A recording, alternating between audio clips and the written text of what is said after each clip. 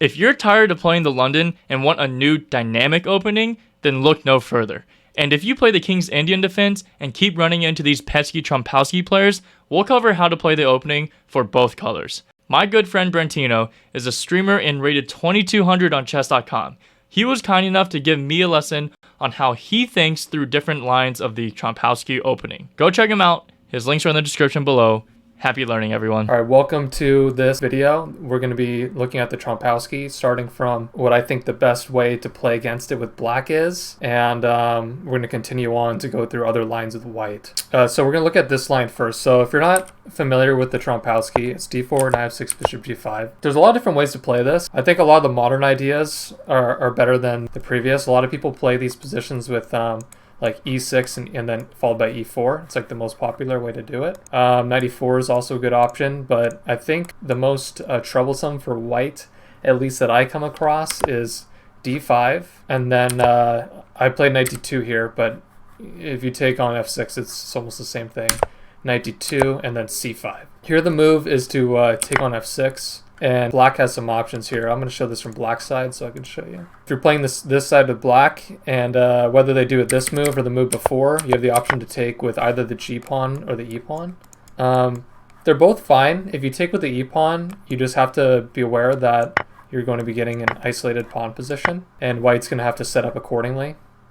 And if you take with the g pawn, then you're not going to get the isolated pawn position. But you might have some king issues if white really knows what they're doing. So that's the g take stuff. That's if white knows, like, okay, e4, bishop c4, queen h5. But this is like a modern idea that actually my coach found, so I'll give him credit, Keaton Kira. For the isolated pawn position with e takes, it's a little bit more straightforward, a little bit less line intensive. But all you really need to know is that when you have an isolated pawn, when you're the one who has it, I should say, you just want to avoid piece exchanges. You want to keep your good bishop. In this case, it would be this one. And you want to try and use the squares that your isolated pawn is supporting.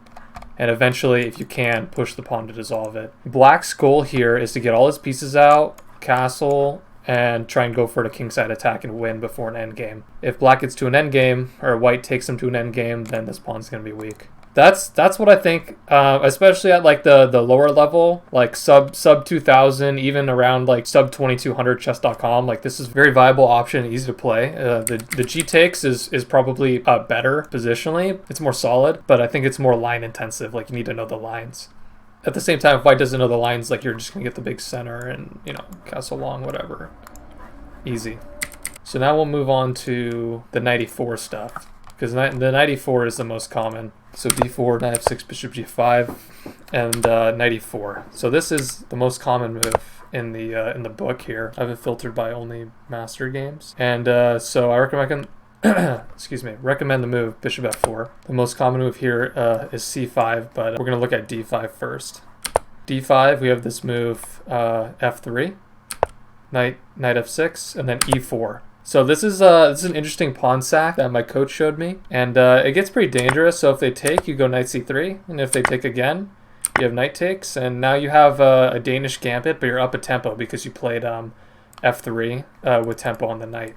A lot of people won't really go into this, but again, at the lower level, this is killer. My coach recently beat a expert level player in this opening. Not super impressive for him since he's an IM, but you know, it goes to show you can dismantle anyone in these kind of positions with the right play.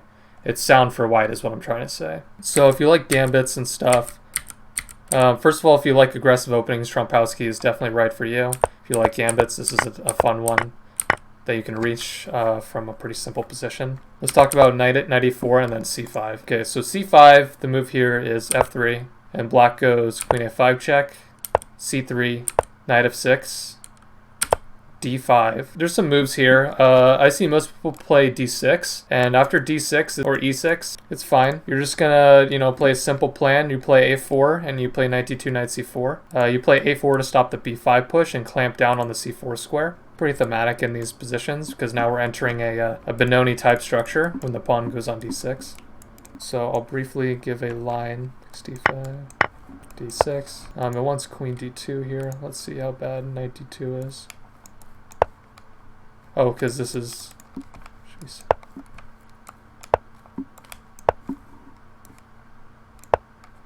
Okay, so something like this. Oh, there must have been some tactic. Wait, they can't take d5. But yeah, so you get the knight on c4, very simple. You're just going to move your bishop out, castle, simple chess. You're hammering on this d6 pawn. And if they ever play a6, you can just play a5. It's not too good for them. Okay, the computer somehow sees that there's a way to be okay here, but okay, who would ever play this? Yeah, the knight, they might be able to bring it to e5, but not without concessions. The main thing is that, like, in the Benoni, the pawn is on c4, but since we didn't commit the pawn to c4, we have the square for the knight, which is super key.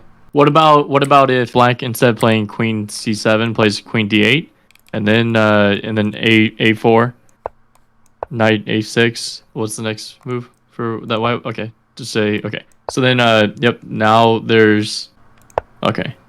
Okay, so white just moves back in. We'll look at this game since instead of following the engine, we'll see like what is practical in these positions.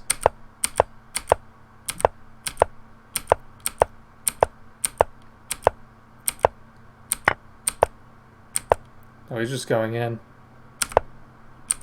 So this is a game between a 2400 FIDE and a 2383 FIDE. So two 2400 FIDEs. So I guess the idea in these positions is that, sure, the black can play knight a6, knight c7, and eventually b5.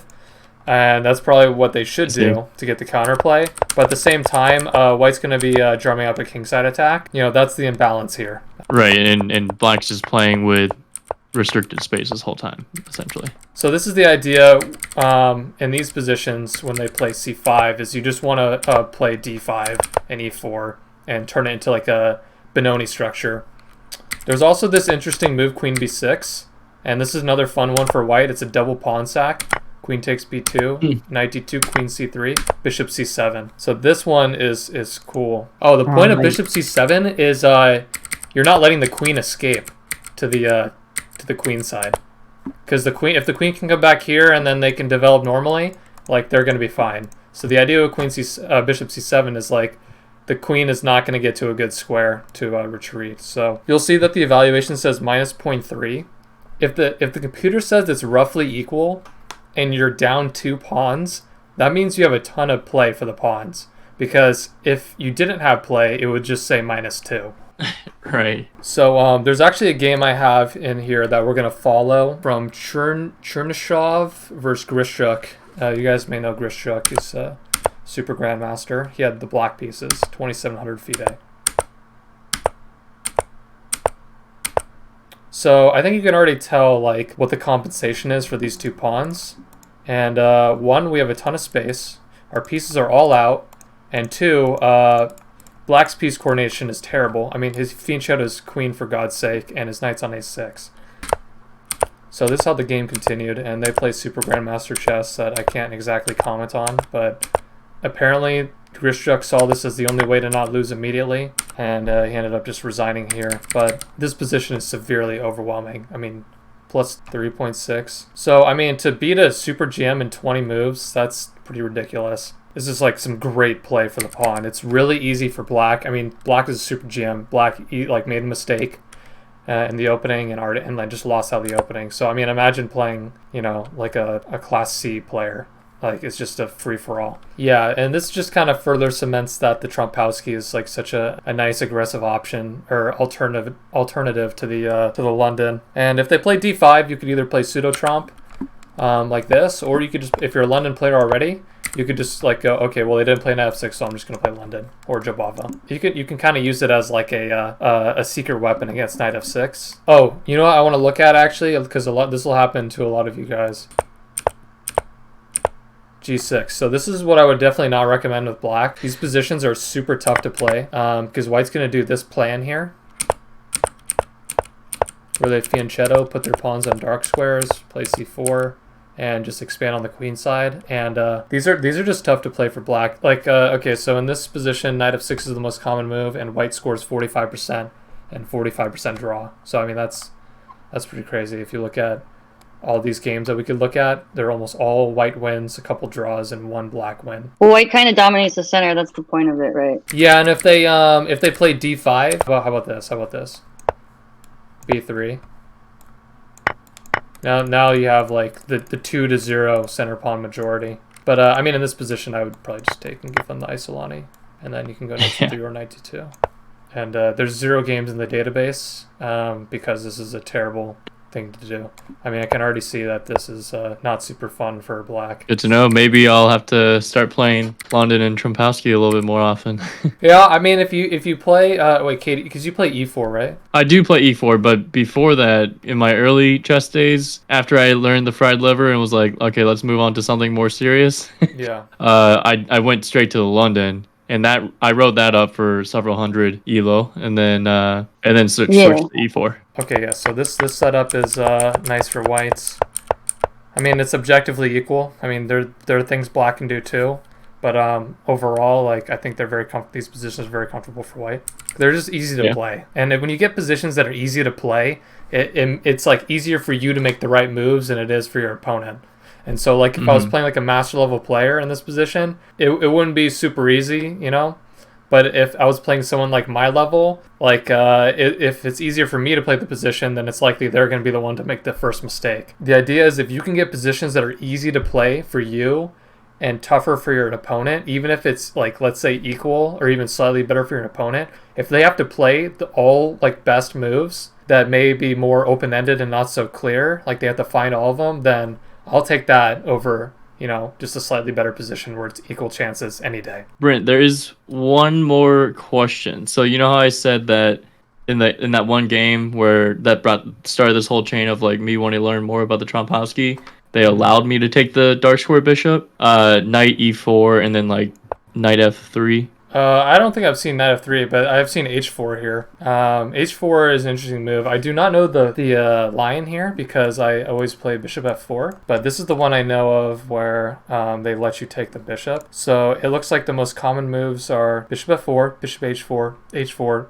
bishop e3, which looks awkward, and bishop c1, which is almost never played. So, I mean, if someone played knight f3 here, I would just have to say this is just good for black. I mean, in this position, like, I would just chop it, and now you just have 2 bishops for free. So, yeah, I wouldn't worry about that too much. There's also this. This stuff. If you want to avoid this, then just play d5 on move 2. And they can't do that. So, a lot of times, they'll probably take. And then we get a similar position to like... Yeah, that's what we were talking about earlier. So black scores pretty well in e takes f6. Yeah, there's just this one last line that I like for whites if you're going to play this. And that's against both d5 and e6 on move 2. It's both the same setup. You go knight d2, they go e6. You play e3, and the idea is you're going to go c3, bishop d3, f4.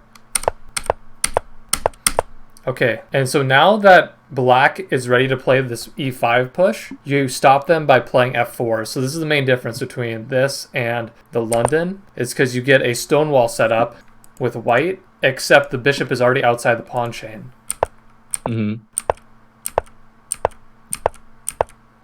yeah, so I just like this position. And okay, I found this line with the computer where you take here and play rook f2. The plan here is simply g4, rook g2, and g5. Gotcha.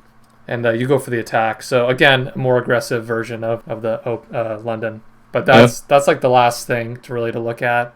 It's basically all you need to know is you just play like a stone. You play bishop g5, you play f4, and it's like a Stonewall. Well, I'll ask, is there any final questions or remarks? Yes. So, go back to like move 2. Yeah. So, what would you play as white if I go for like an h6 g5 setup? I would recommend just bishop h4 here. Well, really, not take? Well, the problem is if you take, they could take with the e pawn. I was thinking they can go here and they get this like really aggressive setup, like with black, and these are actually like this is actually like a strength.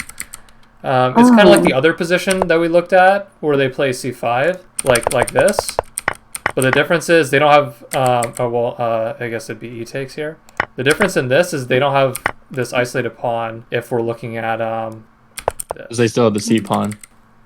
Exactly. So like we take, like they don't have the isolated pawn.